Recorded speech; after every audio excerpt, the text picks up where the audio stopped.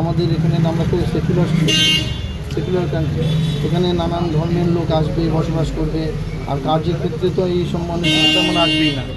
তাহলে পরে তো আমি HR ম্যানেজার হিসেবে কোনোরকমভাবে কাজ করতেই পারবো না, আমি বায়াসড। উনি আমাকে বায়াসড হতে বলছেন, আমাকে পক্ষপাত করতে বলছেন, কিন্তু আমি সেটা করিনি দেখেই আমার উপরে জুলুম হচ্ছে, আমাকে বাংলাদেশি আখ্যা দিচ্ছে, আমাকে উল্টোপাল্টা কথা বলা হচ্ছে।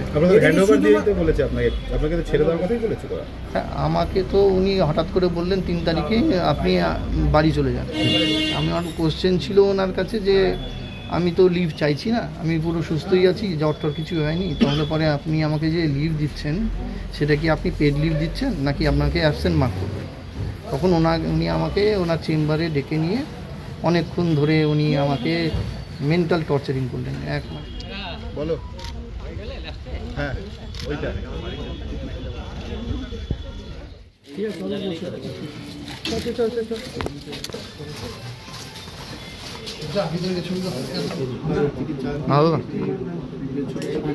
মেয়র আসাতে আমি একটা ভরসা তো পাচ্ছি, কারণ উনি আমাকে তলব করতে পারতেন, আমাকে ডেকে পাঠাতে পারতেন, উনি নিজে এসছেন, সেটা বিশাল বড় একটা প্রাপ্তি। উনি যে আমার কথার উপরে বেস করে উনি এসছেন, এবার উনি আশ্বাস তো দিয়েছেন আপনাদের অন ক্যামেরা উনি বলেছেন, যেটা আমি এরপরে আমার কোনো বলার কিছু থাকে না নাগরিক হিসাবে। আমি আপাতত তো খুবই খুশি। পুলিশ কি করে সেটা উনি মনিটর অবশ্যই করছেন, সেটা আগামী দিন আপনার।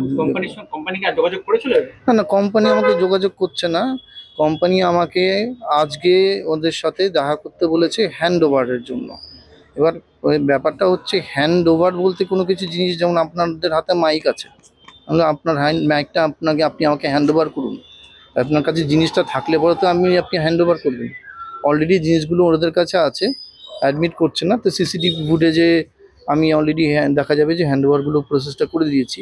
নাও what I can do is that কি I can go and explain them about the process, what is the process, কি আমি এতদিন এই প্রসেসটা হ্যান্ডেল করছিলাম, এইভাবে আপনারা যদি কাজ করতে যাচ্ছেন এভাবে করতে পারেন না। আগামী দিনে ওনারা আমার প্লেসে যাকে রিক্রুট করছে তাদের হ্যান্ড ওভার অ্যাজ সাচ আমি কোনো কিছু আমার করার নেই, সেটা আমি মেলে জানিয়ে দিয়েছি, নাম্বার 1।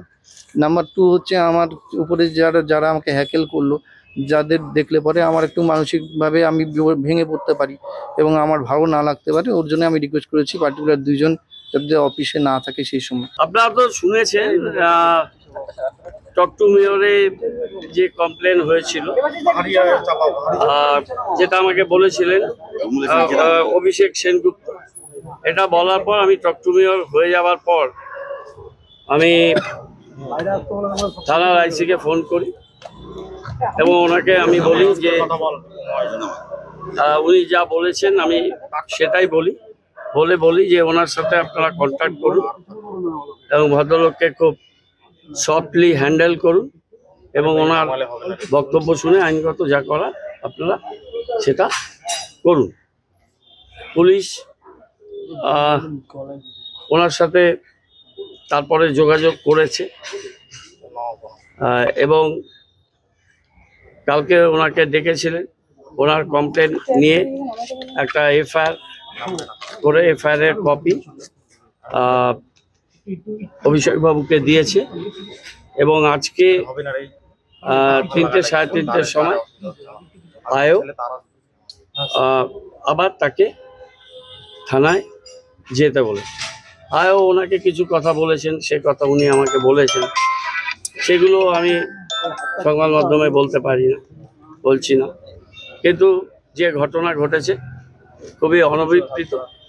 বাংলার এই ধরনের ঘটনা ঘটবে না এবং ঘটনাটাকে আমি শনিবার দিন পুলিশকে বলেছি, রোববার দিন ব্যাপারটাকে ফলো আপ করেছি এবং আজকে সকালে আমি এসেছি।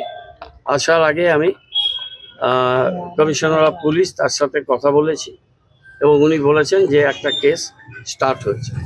আমরা দেখব যে এই কেসটা যেন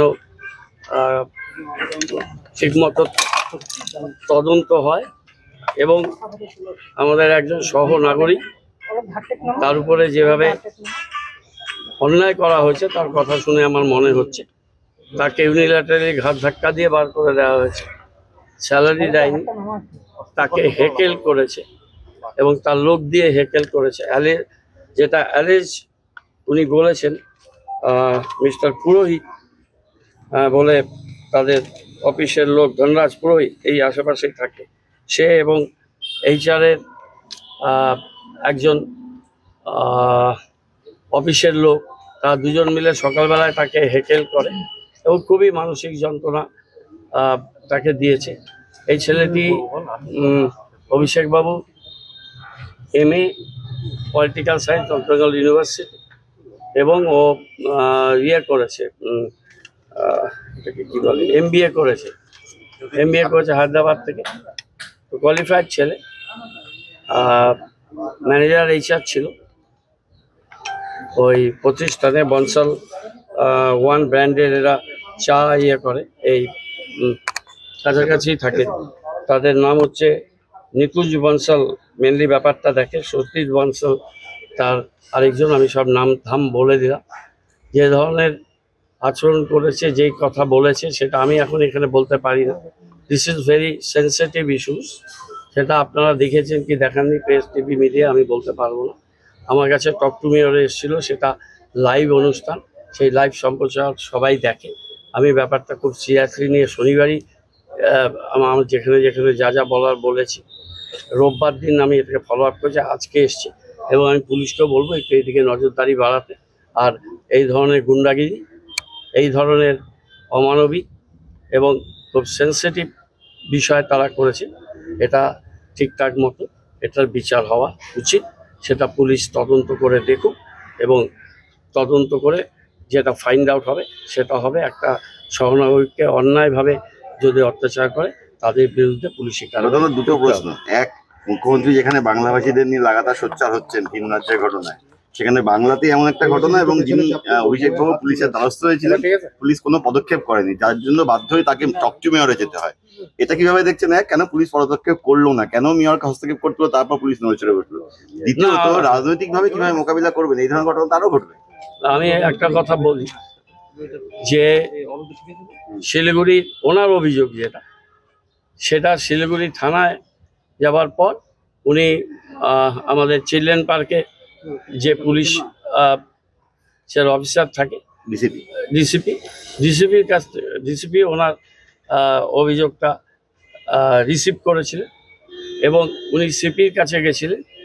সিপির অফিস থেকে তাকে PA to commissioner of police পাঠানো হয়। সেই ম্যাডাম খুব ভালো ব্যবহার করেছিলেন তার সাথে এবং তাকে কাউকে ফোন করে তিনি থানায় যেতে বলেন। কিন্তু থানায় গিয়ে ওনাকে থানার থেকে আবার ডিসিপির কাছে যেতে হবে। এই টোটাল